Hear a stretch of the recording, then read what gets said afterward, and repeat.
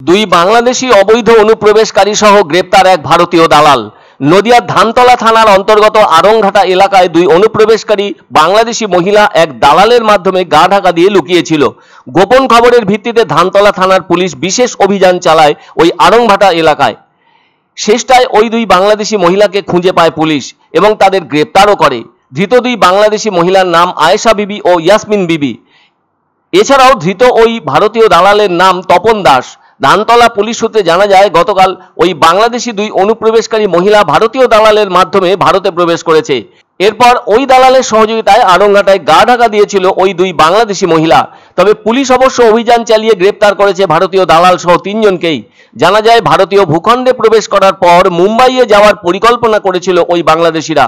শনিবার ধৃত 3 জনকে রানাঘাট বিচার বিভাগীয় আদালতে তোলে পুলিশ।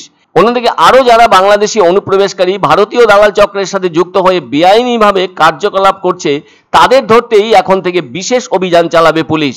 তবে এই বাংলাদেশি অনুপ্রবেশকারীরা শুধু যে আজকালের মধ্যেই ভারতীয় ভূখণ্ডে প্রবেশ করেছে তাই নয়, এমনটা ঘটেই চলেছে।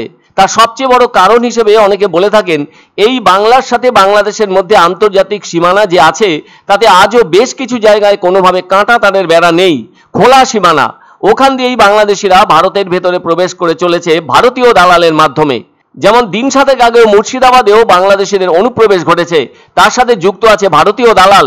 যে 4 জন বাংলাদেশি এদেশে অবৈধভাবে অনুপ্রবেশ করেছিল, তার মধ্যে এক মহিলাও আছে, সেই সাথে একজন ভারতীয় দালালও রয়েছে।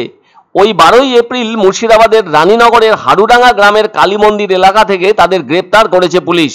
ঘটনায় চাঞ্চল্য ছড়িয়েছে সেদিন ওই এলাকা জুড়ে। যে 4 বাংলাদেশি গ্রেপ্তার হয়েছিল তাদের নাম জামশেদ আলী, মোহাম্মদ বাবু এবং আকমাল হোসেন।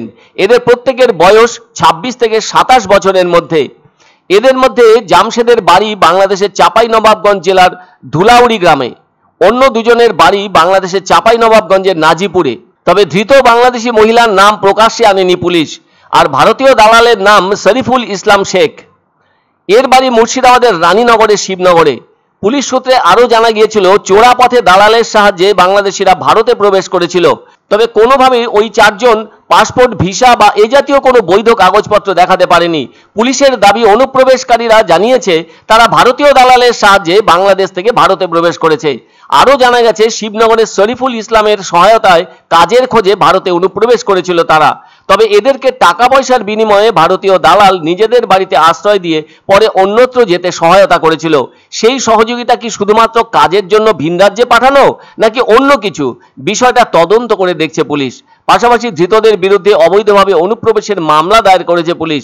পুলিশ অবশ্য ধৃতদের আদালতে তুলে নিজেদের হেফাজতে নিয়ে জিজ্ঞাসাবাদ করবে। অনেক সময় এর পেছনে বড় কোনো চক্র কাজ করেছে কিনা সেসব খতিয়ে দেখতে চাইছে পুলিশ। পছন্দসই সেরা খাবার খেতে হলে সোজা চলে আসুন রুচিসম্মত আধুনিক মানের রেস্টুরেন্ট রাজদরবারে। কেননা এখানেই আপনারা পাবেন ভোজনের রাজকীয় অনুভূতি। শুধু পুজোর সময়ই নয়, সারা বছরই রকমারি খাবার সরবরাহ করাই এই রেস্টুরেন্টের আভিজাত্য। আমাদের ঠিকানা রাজদরবার, রাহুতবাড়ি, বাবুপাড়া, জলপাইগুড়ি। এক অন্য অনুভূতির স্পর্শ পাওয়া যায় রয়কো ব্র্যান্ডের গেঞ্জি ও জাঙ্গিয়ায়। তাই ছোট বড় সবার পছন্দ রয়কো গেঞ্জি ও জাঙ্গিয়া। প্রস্তুতকারক জয়মনি হোশিয়ারি, কলকাতা।